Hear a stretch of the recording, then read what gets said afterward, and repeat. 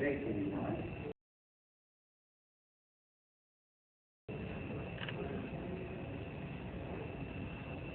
Last year I tried to do twice as much in half the time. It didn't work. You could tilt that mic towards you, Lynn. Sure. So they told me, well, you're going to have to come back next year. I'm almost going to have to hold this thing. Yeah, You got to make love to it. One way to do you want it. to stay?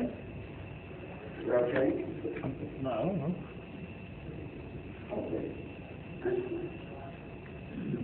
fine. For the people that are watching us on the internet, you're going to have to get real friendly. No, they're going to be on the chat sessions, aren't they? They're going to tell me.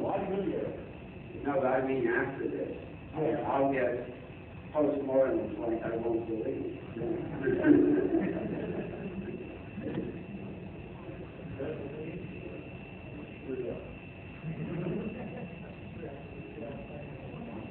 Don't tell that to a man who's talking over cancer and just got back from a stroke that there's something wrong with the microphone. Anyway, Warpcity. How many of you have followed Warpcity? Well, there you go. That's why they're off the phone. See, those who haven't are in the real. That's the escape area. But basically, it's telling you, you know, coward.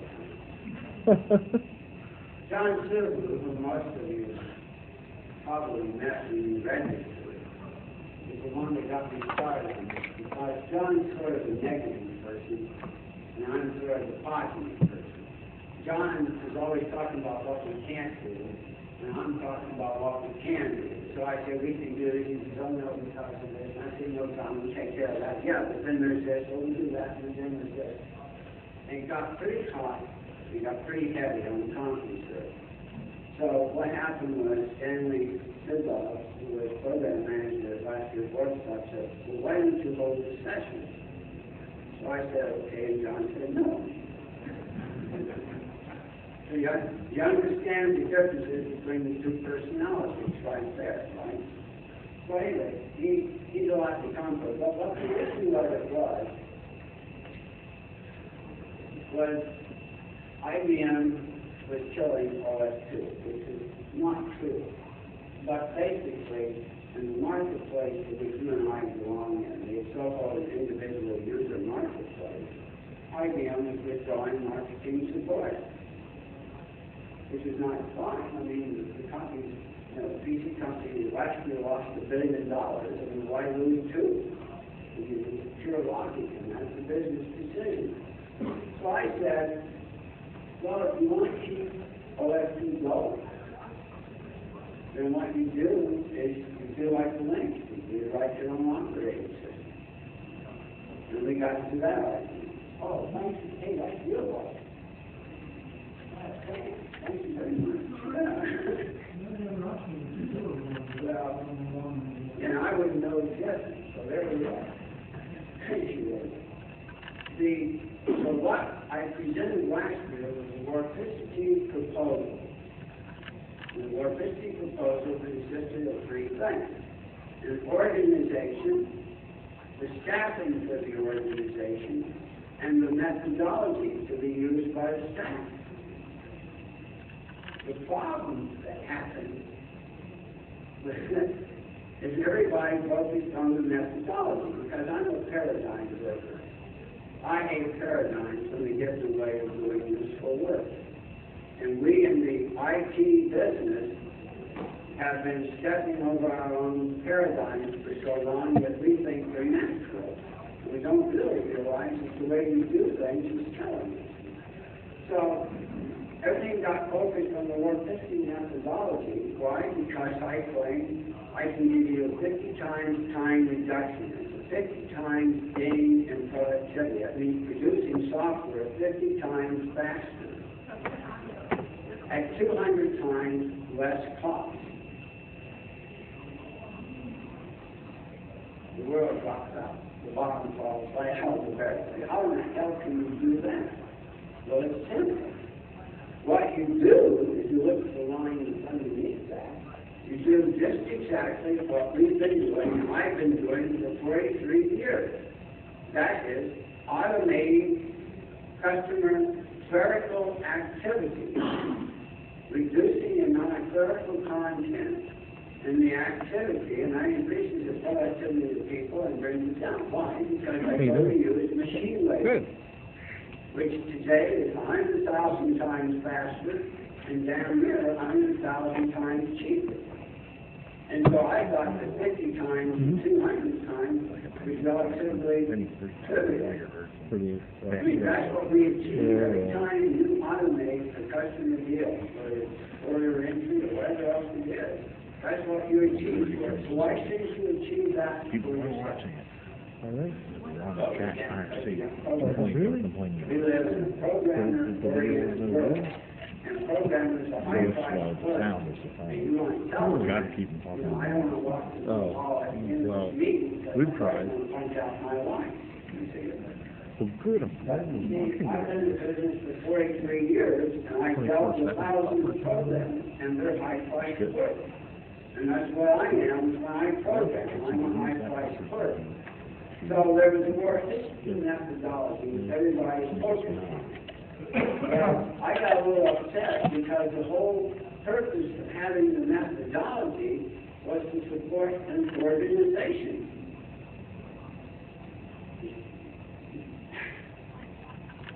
Do you understand that that's what's the problem with OS2? I wrote an article in the August newsletter of The Voice.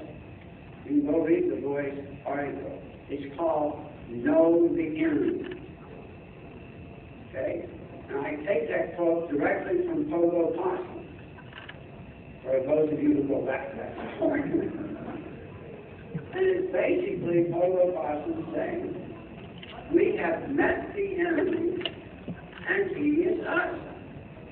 And the problem with the OS2 community is not IBM.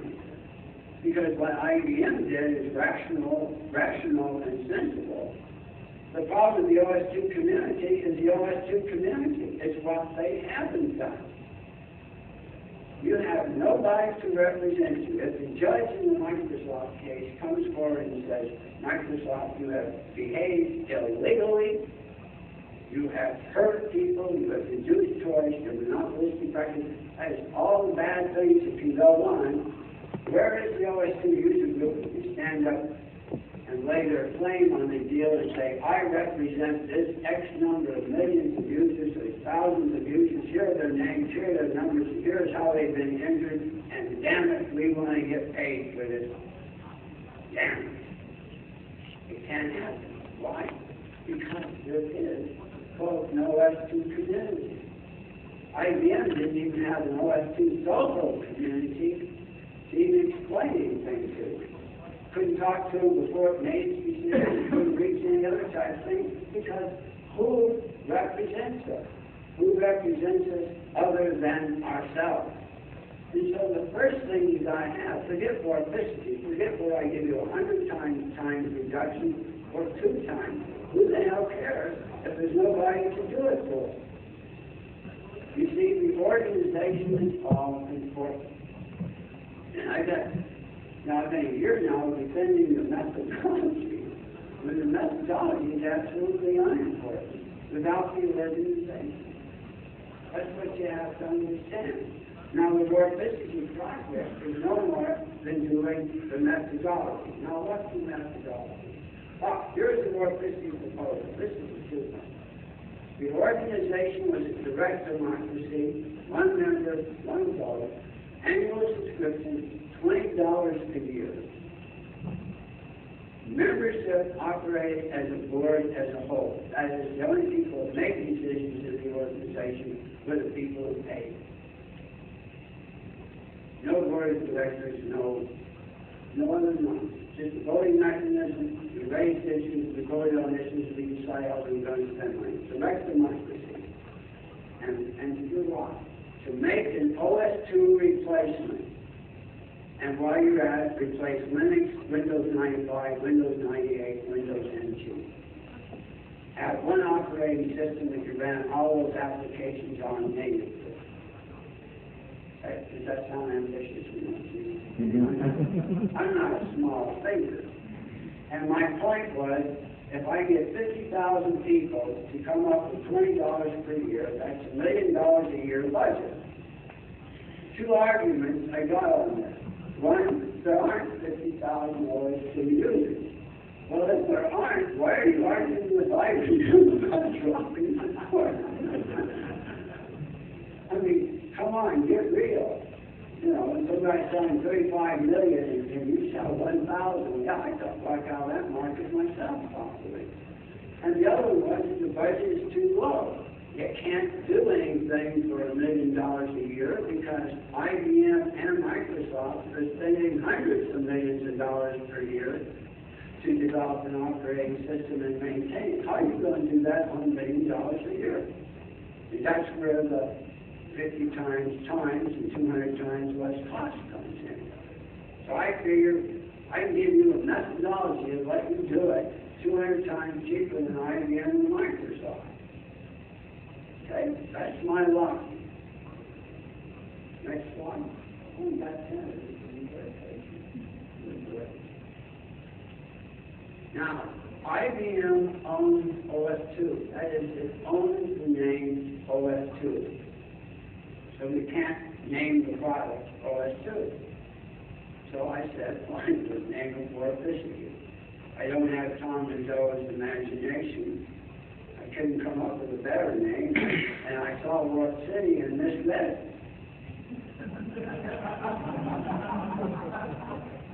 And when I recognized I had misread it, I said, Warpcity is available. And so I did. And what we can do is replace the IBM code gradually via community fixpack. We can do the same thing with OS2 that IBM does. There's nothing to prevent it. If you're a licensed user of OS2, you're entitled to use any IBM code that's in OS2.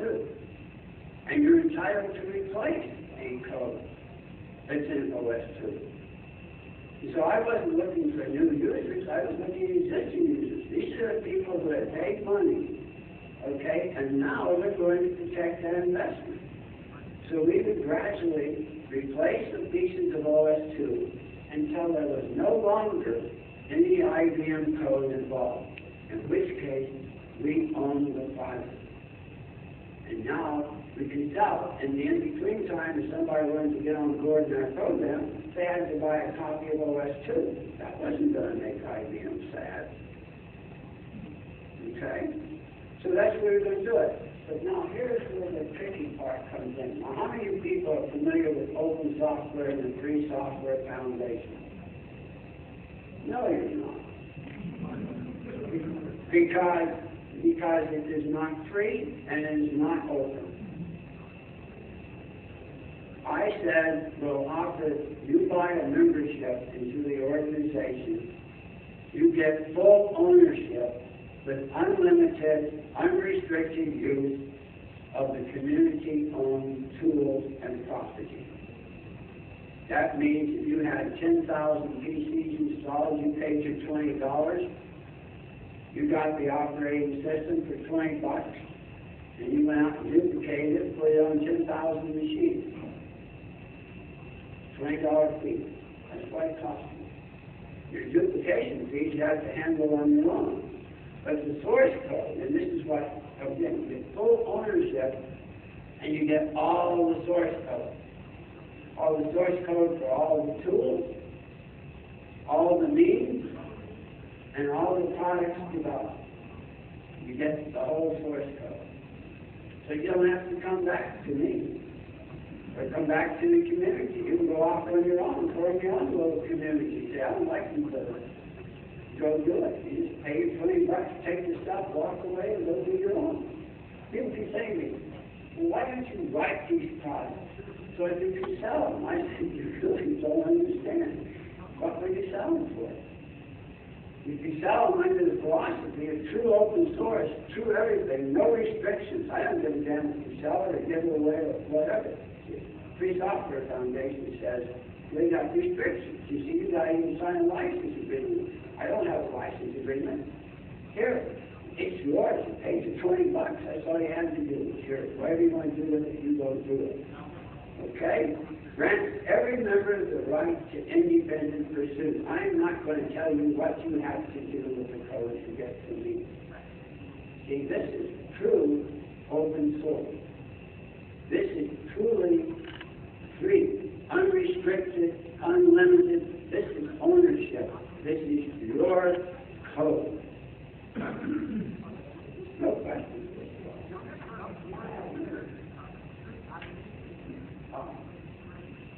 Bye, Mark. Tell them I tried.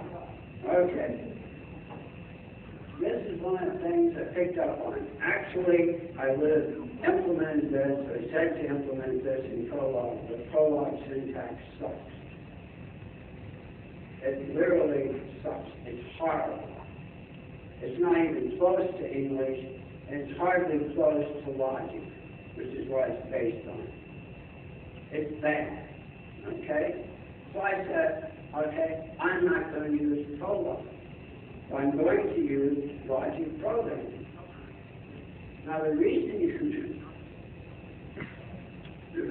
use logic programming is because Prolog uses a specification language. It is not a programming language. It is a specification language. It is based on logic.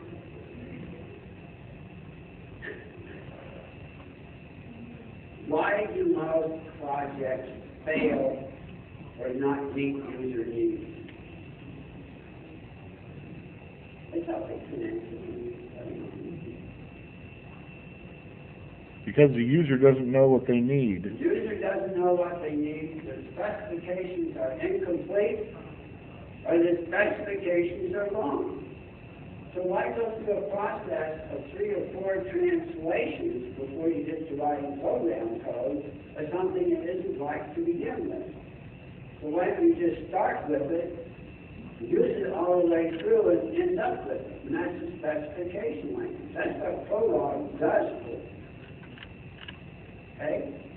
It's a specification. So if your first stage in software development is the specification stage, get it right.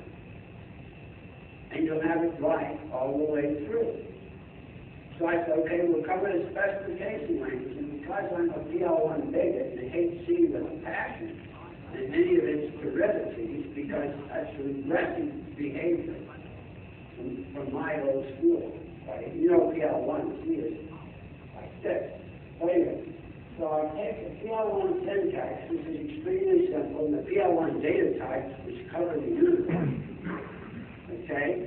And I take the APL operators, because APL has a tremendously powerful set of primitive operators, and then I add to it, because those are both procedural languages, which means their primary processing statement is an assignment statement, and I add to it Prolog logic programming, which is the assertion statement, the logical assertion statement of Prolog, the specification language.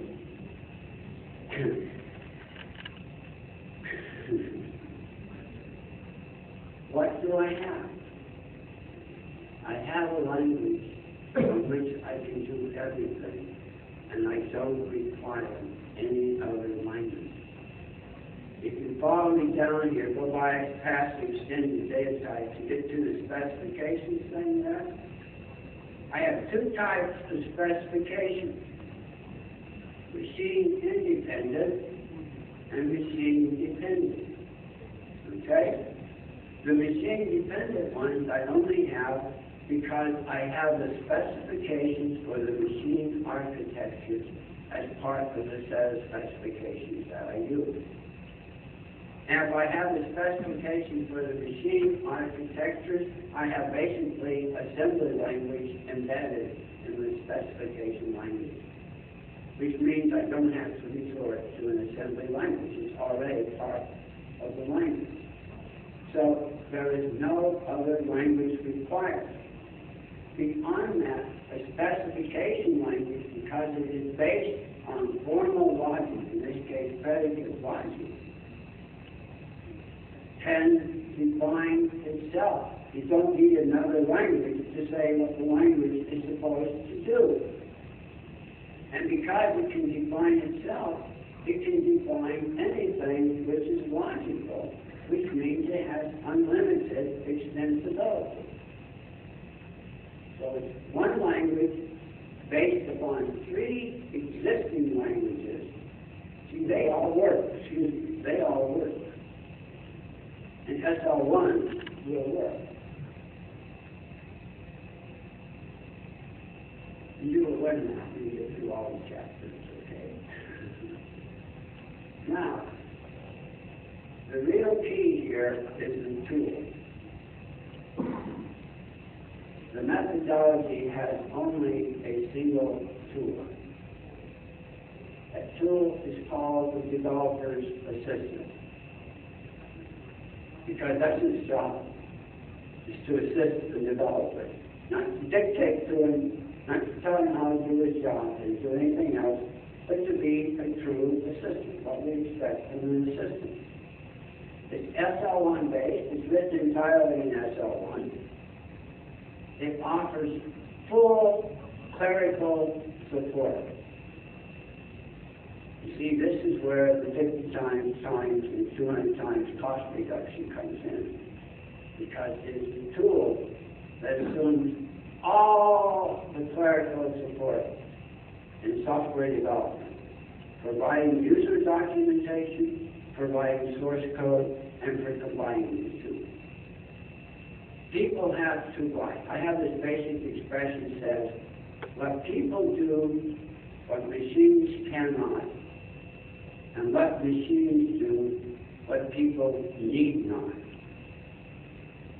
Okay, and that's the practice here. So the full clerical support, I'm going to have to show you that. But the point is, the tool is real-time and it's interactive. It also supports both interpretive and standalone execution. And what that means is, the minute you've written a specification, the minute it comes into the system, it's executable. You can test it, you can combine it with other specifications, you can group them wherever you want, and you can execute them, and you can test them immediately. So if you want to know, how many of you are familiar with RAD, Rapid Application Development? See, this makes RAD look slow. Yes? Rapid, that's right. Okay? The point is, you start with a specification, and the specification immediately is executable. You can immediately test it. You can do any test on it that you want. In fact, do I have that in here? Right. No, I don't, but I'll come to it.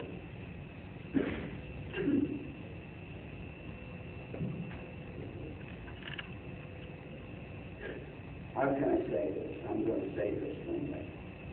Do you understand what development means? Development means you're not there yet. You're in process. But not a one of you has a single compiler who will allow you to compile an incomplete program. And yet, that's what a compiler is used for, used to route development. You compile, but in order for you to compile, you have to make it partially complete. You have to satisfy the needs of the compiler. But you're not done yet. The only real time you need a compiler is when you're completely done and all the code's in place and you compile it. And between times, you're in process. You're moving. You're getting there. So why do you have to have rules that pertain to when you're at the end game, when you're in the middle game? You see, you don't with this. Here, you're executable from the moment you have a specification, and you start combining them, and still, the whole set is still executable. You know just exactly what they do and what they can't do, long before you ever get to the end. Okay? So you have an immediate project status. You know what's complete. You know what's incomplete. You know what's ambiguous. You know what's contradictory. And you know, when I say something is incomplete, you know what's unresolved, what really is unresolved. Because the system tells you. The system says, I can't be complete because these pieces are missing. It doesn't tell you have to fill them in right now. It says, look, we'll just keep them here on the side in a note list, and you're going to have to work through them, because sometime between now and when you're done, they have to be resolved. But you're the developer, I'm the assistant. You tell me which ones you want to take care of first, and we'll work our way through them. Very friendly, very happy little system. Yes? What you're saying is that a lot of software bugs that we end up with in mainstream software environments are not due just to that code. They're due to the fact that you've got to fill in empty or unfinished parts of the file just to get things online. And if you didn't have to just throw something together just to get it combined, then those bugs would never be produced. Well, that's fine. That's true. The generic data types, the generic data types come because I have a logic programming guru on my side, and my this is my weakest area of logic programming. And his feeling was, why do you have to tell the system exactly every item to the nth detail? Why can't you use a generic type like string? Why does it have to be fixed length, variable length, null terminated, not null terminated? Why can't it just be a string? Why can't something just be a numeric value without worrying about whether it's floating point, whether it's binary, whether it's fixed decimal? Why can't it just be numeric? At some point in time, you have to make that decision. But why do you have to make it before you want to make it? Just let the system keep track of all the uses of the data that you have. When you get to that point, say, well, how have we used it? Okay, well, then we'll just use half-word fixed binary for this guy. Then we set it up. But in the meanwhile, why not just have a string data, numeric data? Okay? Now, the bottom line, I don't see that many old-timers here. I'm getting really old. How many of you ever remember IBM's 8-week cycle? Wow. And you remember the one part of it that IBM took on its own and spent several $100 million and failed to do? The data repository. Okay? I'm going to show you the data repository today, and you can walk away from here with it for free. Won't cost you a dime. You can go home and implement it on any flat file system. There he is, the data repository. In its relational database form, it is a total of 6 tables. Can you count? Watch my fingers up here. Okay? 4 of them are associated with a central directory which I call the universal name directory. The 4 tables I have listed there: the EGA table, the alias table, the group table, and the from-to table. The EGA table stores every name known.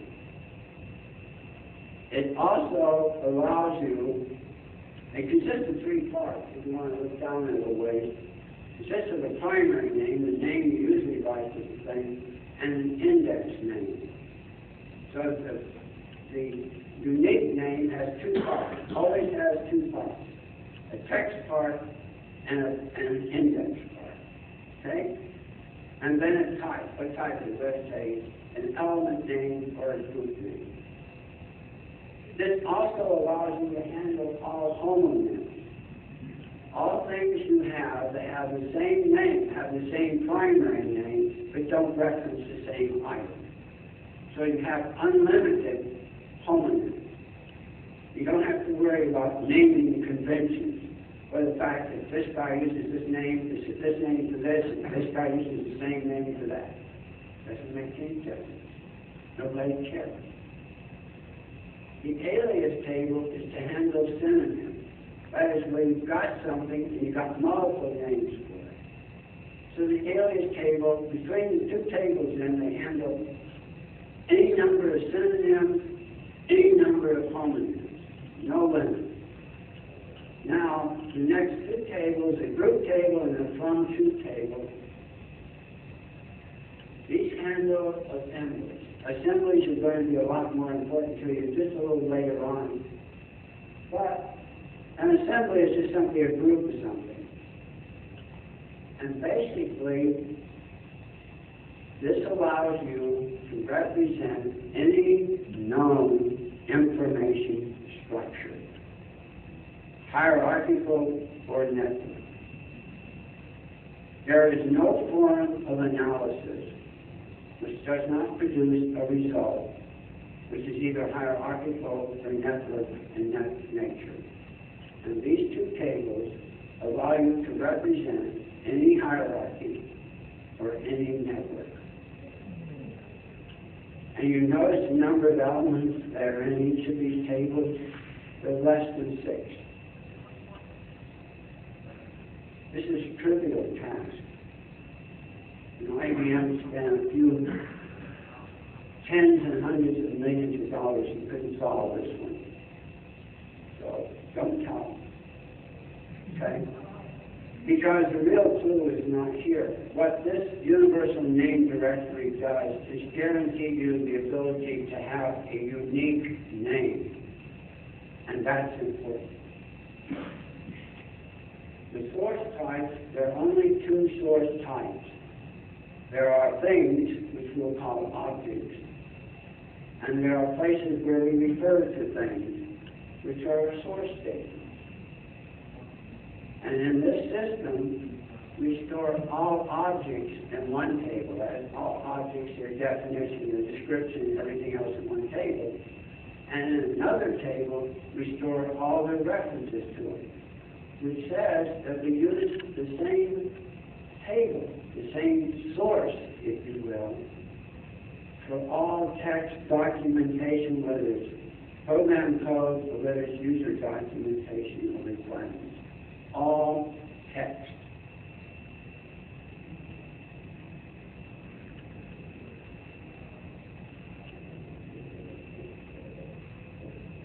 This is the key to automating the clerical work. Because if you only have 2 tables, and something is either an object or something that talks about an object, you know where to store it. There's only 2 places to store it, there's only 2 places to pick it up from. Okay?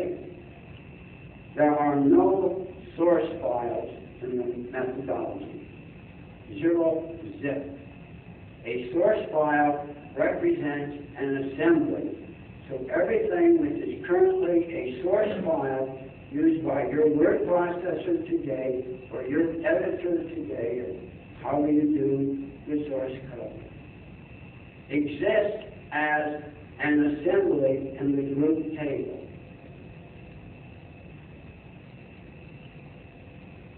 Do you understand that? What I'm saying is that a source is a sentence or a program statement.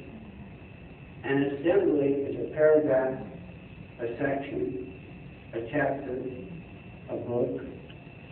In programming sense, it's a function, a module, a group of statements, a predicate, a program, an application system. Those are assemblies. And if there's anything that this methodology adheres to, it's a pure manufacturing paradigm. This is a manufacturing system. This is a system for manufacturing software, and it has to have raw material, and the raw material of this system are the source statements. I'm not getting questions. This is bad. So we'll work on it. So here's a repeat of the thing. The object definition consists of the object name, which is a primary name plus index, and then a non-name text description, which is just other text, which says what the thing is. Okay? The referencing statement can have a content-based name.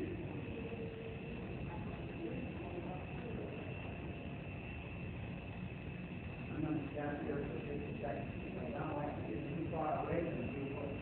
But a content-based name means that the source becomes its own name. Names in the Warpcity methodology are 60 or up to 64 characters long.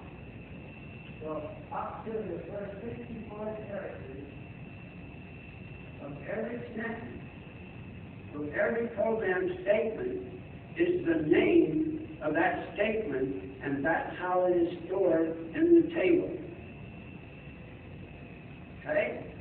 And so when I have a predicate, which is a set of program statements, or a function, external procedure, in C or something, which is a set of statements, every one of those statements is stored in the source text, but the assembly of those statements is stored in the group table. So that's where they're kept. That's where their order is kept. That's where they're organized and kept. There are no source files. Do you understand what this does for you? No, you don't. It's sad, okay? What this means is, it is impossible in this methodology to create incompatible data formats. There is no translation between data formats in this, because the actual text is always stored separately from the assembly.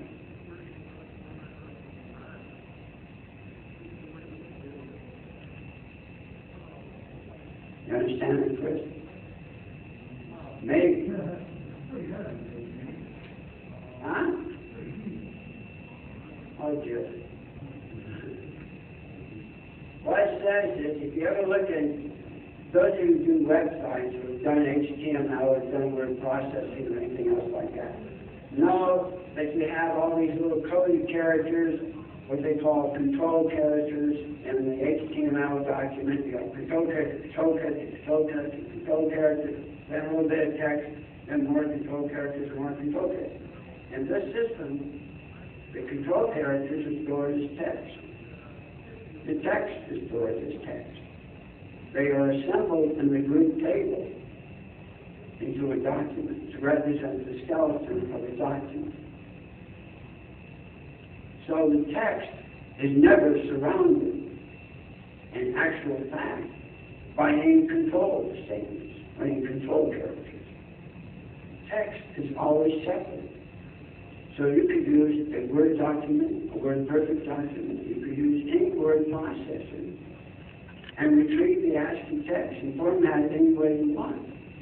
So you don't have to worry about, well, we could do the glitch Microsoft does in the next version of Word that makes you have to upgrade Word because you don't care. You just throw away that assembly and start a new assembly with the words you got, with the text you got. It also means that program text and documentation text are stored together and can appear together. So there is no commented code in SL1. There is only documented code, because all that source text is stored separately. Okay? And then when you're actually creating a program, the compiler knows that there's a structure in each set of tables that allows it to pull everything together. Everything that's in the group table has a name. Every group has a name. It's a unique name.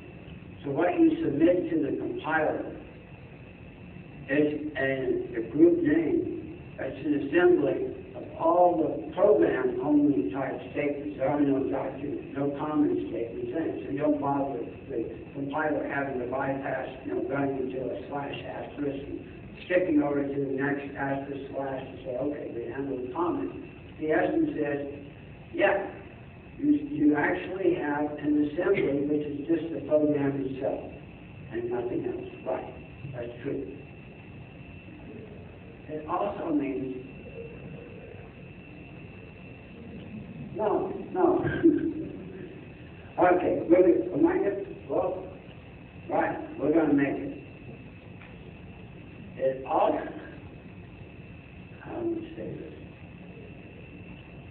I forgot what I said. I'm getting so old, I don't know what I'm doing anymore sometimes. But the essence is, now we just go on, we'll come back to it. This is the key.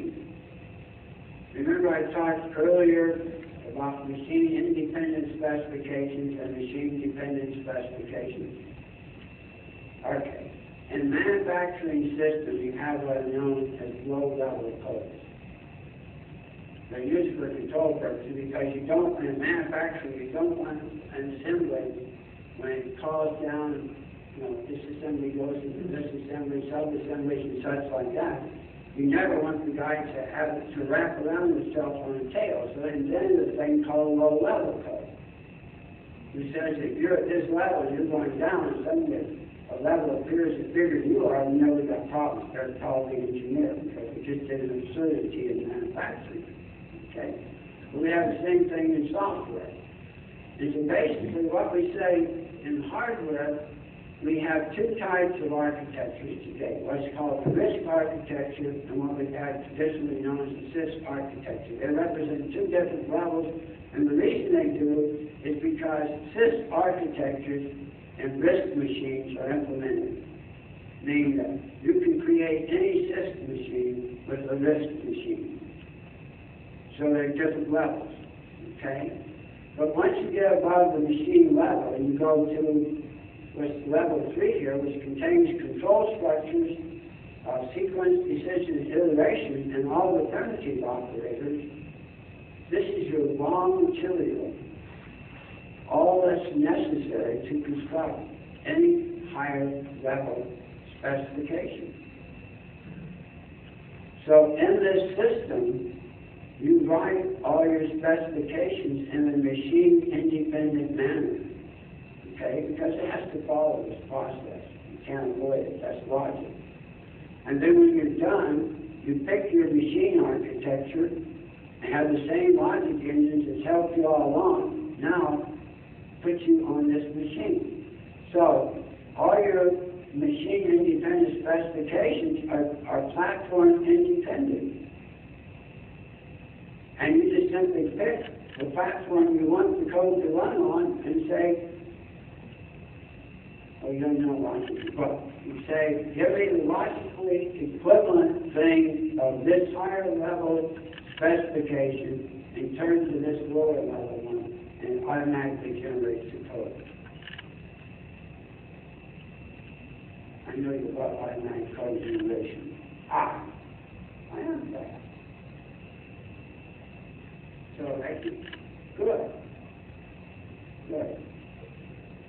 The fact of the matter is there will be no e-business client accepted. If you want one, write it and produce it yourself. Do it through a user community willing to do it. If you're not willing to do it, forget about it. Okay? And that means paying for it, and the Voodoo economics here refers to the current Linux environment to believe that there is still a free lunch. There is no free lunch. And they're engaging in a self-fulfilling prophecy.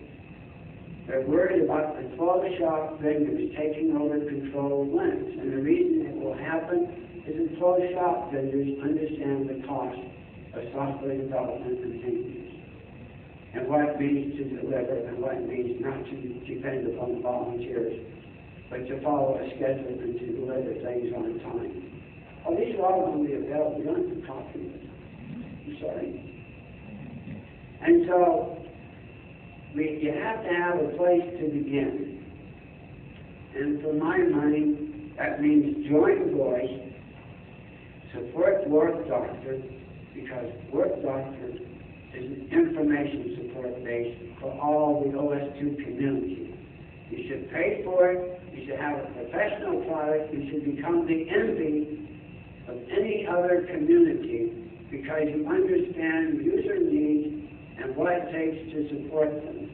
And when you do that, when you've done that, and you've had that confidence, then you're ready for something like this. Because now you say, hey, we've done something useful, we're attracting people, we're gathering money, we can afford to do something. If you don't want to do Warpcity and you want to do something else, that's what you have the voting process for. Make a decision. You want to device writer? Like device writer. You want to pay somebody to write device writer? Pay somebody to write device writer. You want to have applications? You want to have an application vendor like Peachtree? Say, hey, look, can we get the city and county under OS2? We've got this money. Can we help you? Let's do it. See? Don't go out with your hands like this. Go out with your hands like this. Be a business partner. Stand up as a community. Now, if you need more information, you know this is true. On SL1, then you can go, I'm doing a book on CompuServe. That's what it's turning out. And to get to it, this is where you go. On GoCompuServe.com to OS2 Central, do not put a slash at the end. I found that out the hard way. And when you do, it will come up, there will be one button for messages and one for files, and you click on the one that says messages, it will bring up all the sections on that forum. Section 20 is the Warpcity project that is open to non-members. So you can go in there and access the data and see what's going on. And basically that's where the status for Warpcity is being tracked. Okay? If you ever by chance want to contact me directly, I am lmaxson@pacbell.net. And if you want to talk to me online, you can catch me Monday and Wednesday evenings, and probably every day, but at least those 2 days, on the webnet, which is a chat type thing, on either pound squawk or pound voice. And you got a question, and you think you can stump me, or you think you can whip me, or you think you can do any of that nonsense, I used to love to have people do that. I mean, I used to do everything to irritate people. You know, give them that, so they wanted to get even. And they don't understand. I do like this. Because everybody's so agreeable, everybody's so passive, nobody wants to do anything. And you really want somebody that wants to nail you. You really want somebody that wants to embarrass you publicly. I mean, I live for them. They don't understand. They don't understand. Man, it's sucked into a trap. You know what I mean? It's how you get an idea out. This is an idea. This is based on sound reason. I've done thousands of applications. I worked 36 years in IBM as a systems engineer. I had to solve more customer problems than you believe are possible, and particularly in application development. And what you're seeing here, I took a look at it, but it's not something I just looked at last year. I've been looking at it for years, and this is stupid, the way we do things. We don't have a single tool that's worth a damn in software development. Not a single one. They all get in the way. Okay? Not a single tool.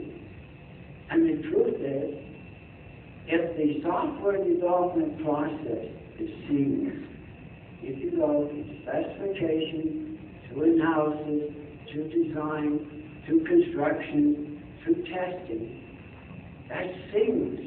We draw that seamlessly. They flow. You get to the products, to the tools that we use, there isn't a seamless flow throughout the whole mucky mud.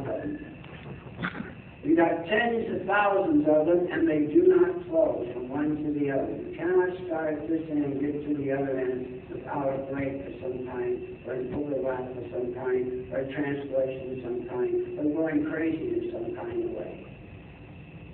And if they were seamless, think about this for a second. Because people say, that developer's a system, it does too much. No.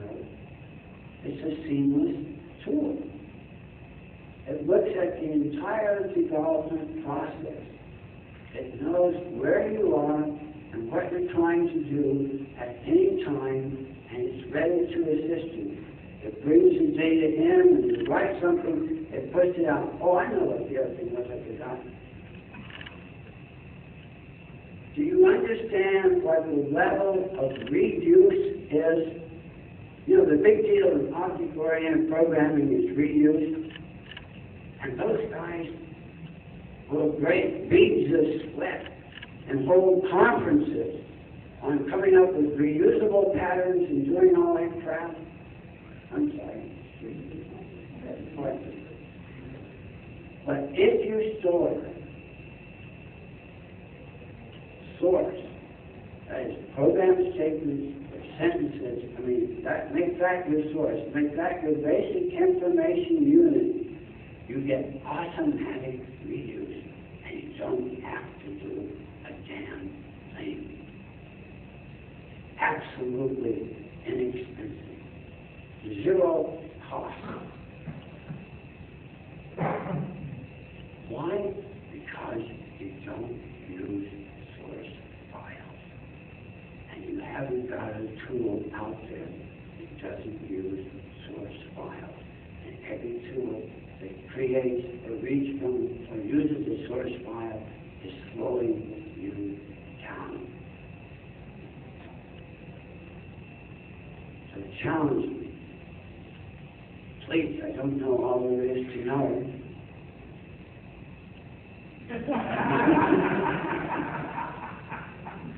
I don't even get a challenge on that. So somebody says, no, you know everything. That's fine.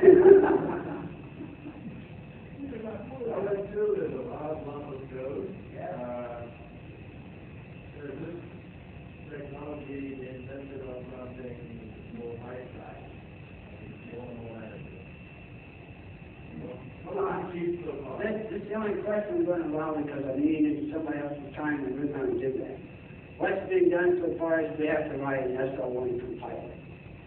People are always saying, well, we've got to have something significantly done. Can you write a device library? Not without an SL1 compiler. But the essence is, I can't write an SL1 compiler in SL1. I have to use something else because we don't have SL1. So what I have to do is write the specifications for an SL1 compiler. Compile it in non-SL1 code, namely PL1 code. So do the Rex Yak thing. So write the parser, the syntax checker, the semantics checker, and the logic engine. Write the specification for them. Use PL1 or some other non-SL1 language to create an SL1 compiler that can accept SL1 code, and the game is over. I have no more to prove. The machine architecture, the automatic code generation, the logic testing, the semantic testing, everything else is done. The game is over. Yes, Tom. You're into the next session's questions. You want to wait for an hour? We'll talk about it. I am not going to eat into somebody's time. That's it. Thank you.